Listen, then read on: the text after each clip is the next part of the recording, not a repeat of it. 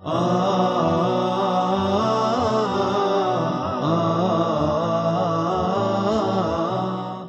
ar-Rahman ar-Rahim. Assalamu alaikum, my third secondary students. Welcome to the second semester of Dروس online.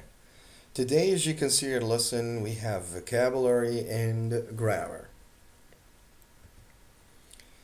As usual, we'll start with our objectives for today, and today we will learn three things. One, how to use confusing words correctly, how to practice phrasal verbs with go, and three, how to apply the passive voice correctly.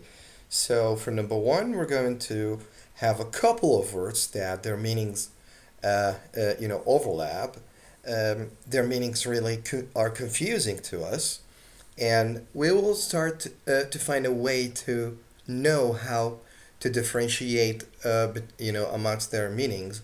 And for number two, we have phrasal verbs with only the verb go, like go to, go off, go on, go after, go in, go out. And finally, we're going to remember how we change sentences from active into passive voice. Words easily confused. We have in every language a couple of words. They mean the same, or their meanings are actually almost the same, and sometimes their meanings a little bit similar. And these words are very confusing to us. So we need to really draw a sharp, meaning of each of these words, and remember always the dictionary will help you with this. So you need the dictionary all the time. So now, can you see the difference between these words? We have the word perfection, excellence, and quality. So the word perfection, remember that perfection is only for God. Something, if you buy it, is perfect. And the other word, which is excellence, and this is a noun, and the adjective is excellent. So what is something that has really good excellence, or something that is really excellent? And the last word, which is word number three, quality. You buy things that have, real good quality. So we say this is a good quality. So these words easily confuse us. So let's find out their meanings. Now the word perfection, which is 100%, it's something that has a quality or state that cannot possibly be better. This is perfect. It means you can't find anything better than this. It's perfect. It's 100% great. Don't look for something else. And as for the word excellence, and you remember A plus, so you got, a very high quality in anything. This is an excellent shoes. This is an excellent pen. This is an excellent student, and so on. And as for the word quality, when you buy something, actually, you check like quality 100 guarantee. So an element or an item indicating that something is good. So it's a good quality. Now let's practice these meanings here. So complete the sentences using the correct... Oh, you didn't see this. Okay, let's go back. So complete the sentences using the correct form of the words in the boxes. So we got perfection, excellence, and quality. Number one, the supermarket provides at very perfection, at very excellence, at very quality, reasonable prices. Two, Dr. James works at a hospital which is considered a center of perfection, excellence, quality in medical research. Three, Hala cooked the casserole. Two, perfection to excellence to quality. So this supermarket provides at very quality, reasonable prices. So there is a quality and there is a reasonable price.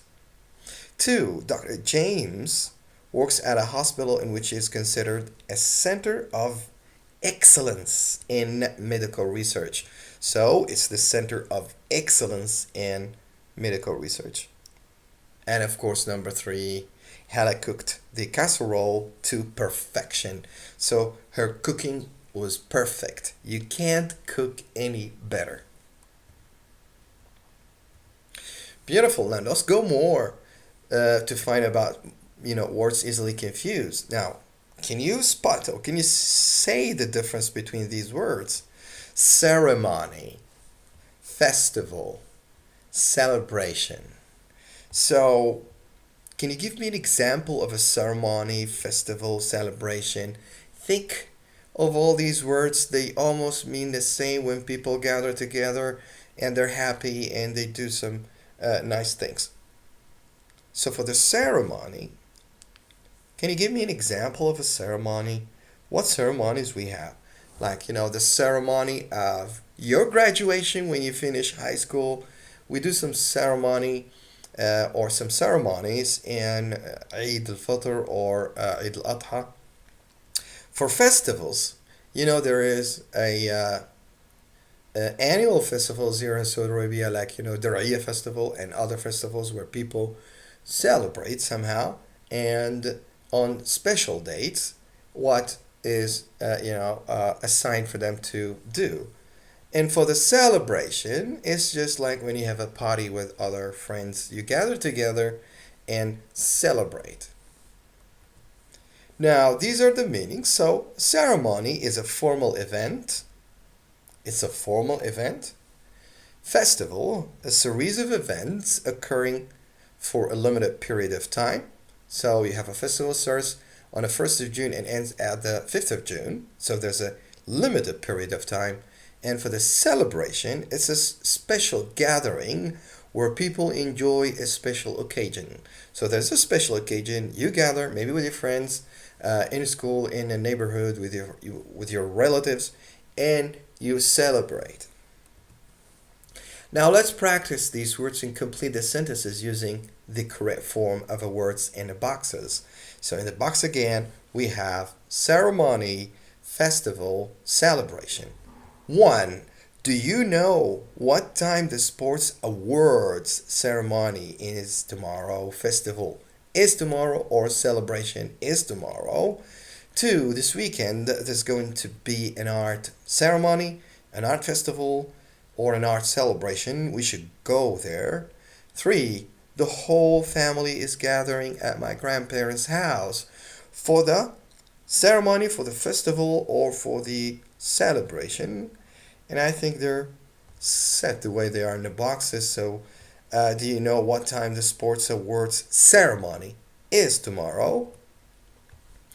2. This weekend there's going to be an art festival. We should go.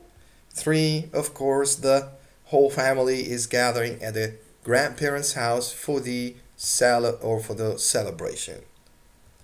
Now, more and more of words easily confused, and remember, the dictionary is your right hand in this. So, can you say the difference between these words? At least, last but not the least, at last. They almost mean the same, but there's still a difference in the meaning and the way we use them in context. So, for the at least and last but not the least in at least, there's no explanation for them. At least, when you say, at least you could have called me, okay? It means in a minimum range, you could have done this, okay? Last but not the least, it means finally, but there's still something, okay? Finally, but there's still something. And at last, it means finally, at last, he found the lost ring. So at least it means in a minimum of something. You can say, you visited Riyadh, at least call me or give me a call. Last but not the least, it means finally, but it's not over yet. There's still something to say. And at last, it means finally. Oh, at last I found my lost ring. So number 1, and at least I would like, or and last but not the least, I would like to thank my parents for always helping me out when I needed it. 2. I know we've run out of milk, but at least, or last but not the least, or at last, we have some yogurt. 3. At least, or last but not the least, or at last, it's time to go home. So for the first one, and last but not the least, I would like to thank my parents for always helping me out when I needed it. 2. I know we've run out of milk, but at least we have some yogurt. And of course, finally, at last, it's time to go home. Now let's move to phrasal verbs with go. We have any verb. For example, we have here go.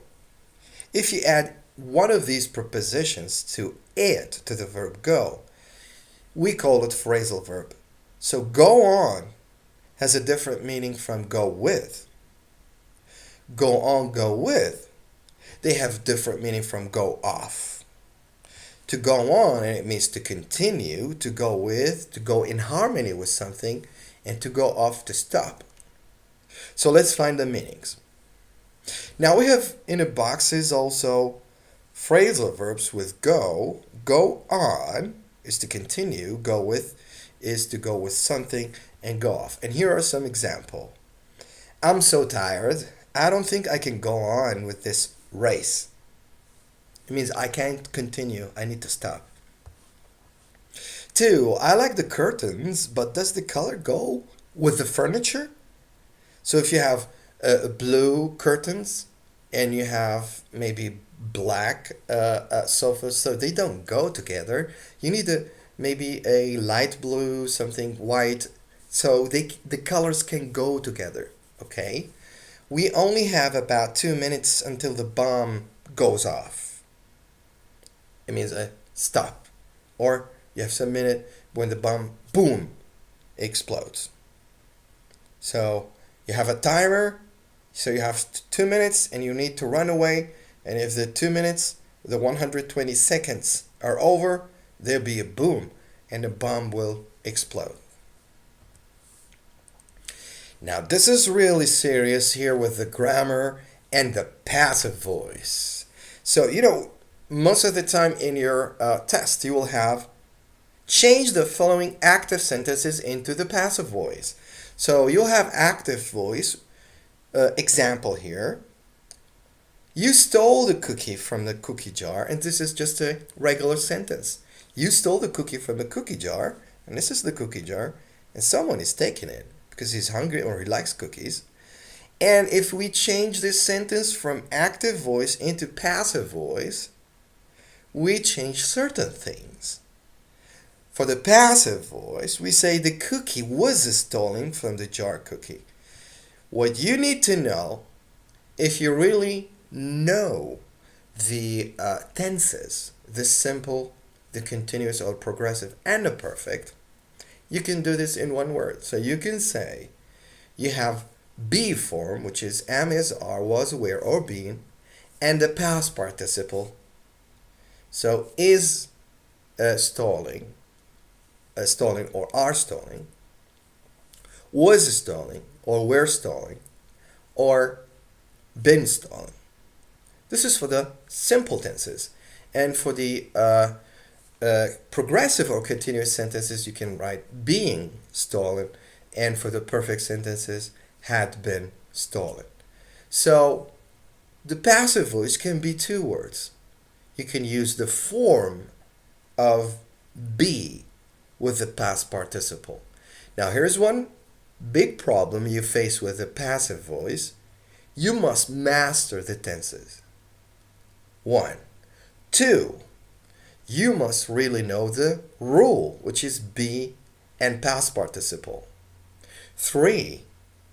You need to be good at remembering the verbs and how we change the verbs from present or past into the past participle.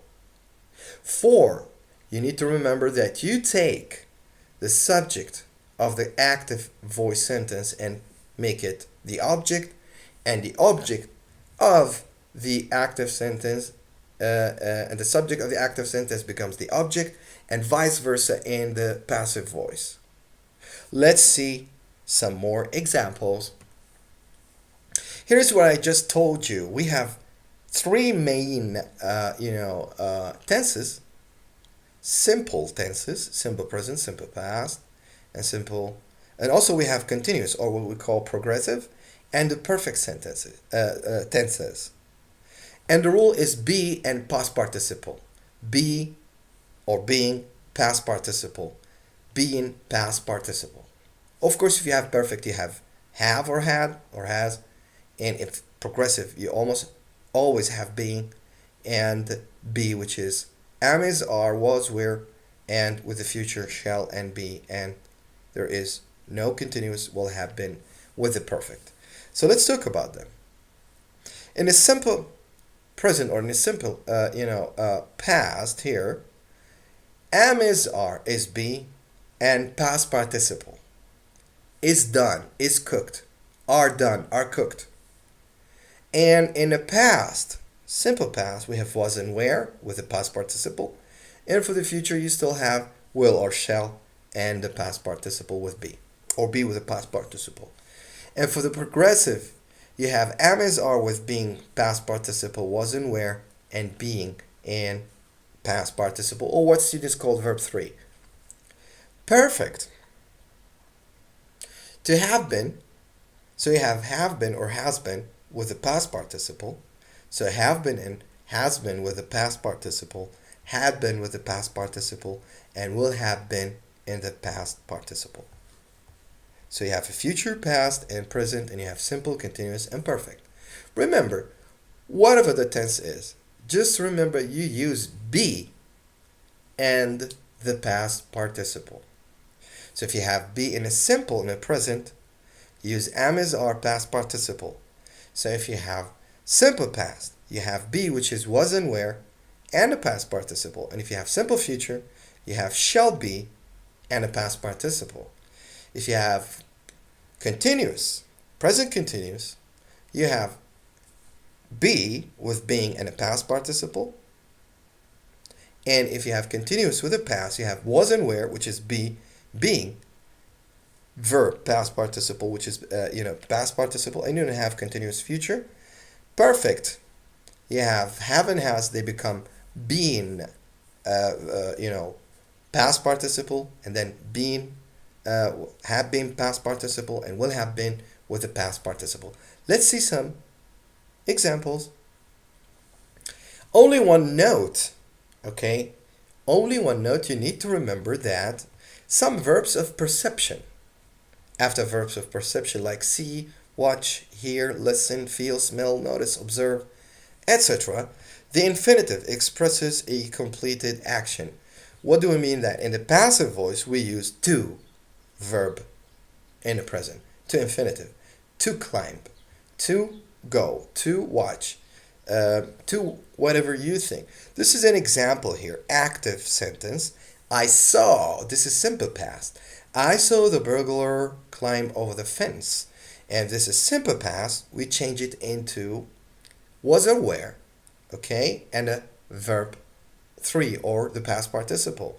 So the burglar was stolen to climb. We don't say the burglar was seen climb over the fence.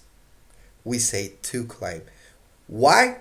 We have seen, we have verbs of perception like see, watch, hear, listen, feel, smell, notice, observe. So if you see one of these verbs of perception in an active sentence like saw, after that you put to climb. So I saw the burglar climb over the fence. The burglar was seen to climb over the fence. Now let's do some practice. This is what you have always in your tests or quizzes or exams. Change the following sentences to passive or into passive. People think that the old house on the top of the hill is in danger of collapsing. So the old house is what? And this is a simple present sentence, so we need to put am is are with verb 3 or past participle. 2, they believed. And you remember, this is simple past, but it's still believed. And there's something you remember about being reported, or how we change some reported speech into the passive voice. Had stolen. This is past perfect. This is past perfect. So for the number 1, people think that the old house on the top of a hill is in danger of collapsing. So we say the old house on the top of a hill is thought. Why? Think is present. Be verb 3 or BPP. Be past participle. So the old house on the top of the hill is thought to be in danger of collapsing. So the old house on top of a hill is thought. Be in the present and past participle. Think, thought. 2, they believed that Lee had stolen the money. So for the believed verb, we say Lee was believed to have stolen the money. So Lee was believed to have stolen the money. That's it. So today we learned some vocabulary and grammar, and for the vocabulary, we got a bunch of confusing words, and we drew, some differences of their meanings through their definition and uses of some sentences. And we got examples of phrasal verbs with the verb go, off, go with, and go on. And also, we just finished talking about the passive voice. And remember, all the rules for the passive voice is just little, but it means a lot. Be and the past participle, so you can make it short. Be plus PP. PP goes for the past participle, or what students call verb 3. So be means am, is, are, was, were, being, been, and so on. And the past participle is either the verb in the third part, or the verb.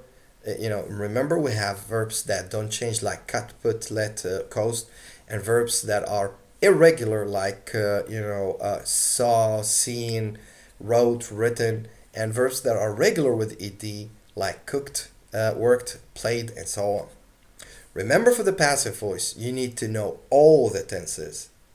You need to know how to change the verbs into the past participle, because all the passive voice is in the past participle. And you need to know how to change the subject of the active sentence into the object of the passive voice sentence, and the object of the active, the object of the active sentence into the subject in the passive voice sentence. Here are the references for you. And finally, for more information and lessons, you can visit our website, ainedu.com. You can follow us on Twitter, and you can call us on this number for any technical support. Thank you all for watching this. Until I see you again, have a good day, and assalamu alaikum.